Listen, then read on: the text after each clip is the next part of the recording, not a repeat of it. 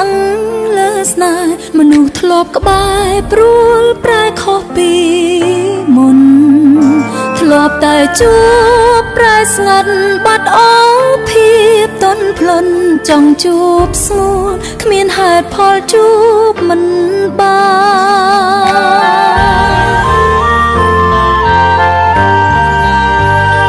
ទូរស័ព្ទបងអស់ថ្មខលមិនចូលច្រើនថ្ងៃឬក៏ថ្លៃបងរវល់ណាត់អ្នកផ្សេងស្នេហ៍ដើរដល់ផ្លូវនេះបត់ស្ដាំឬ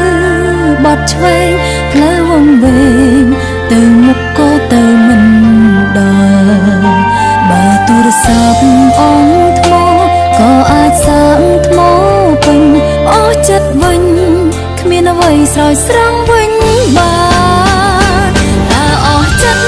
ឬអស់ថ្មចង់បន្តឬបញ្ចប់គួរបញ្ចប់តនអូនមិនសូវស្អប់បងតើអស់ថ្មឬអស់ចិត្តប្រាប់ការពិតដល់អូនផងមិនស្មោះត្រង់បងបន្តដើ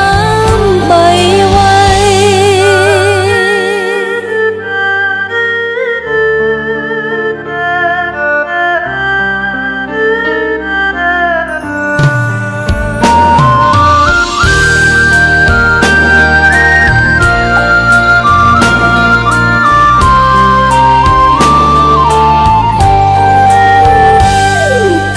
ជា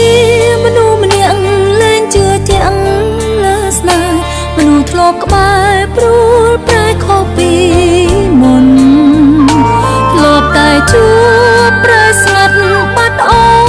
ភាពទន់ភ្លន់ចង់ជួបស្ងួនគ្មានហេតុផលជួបមិន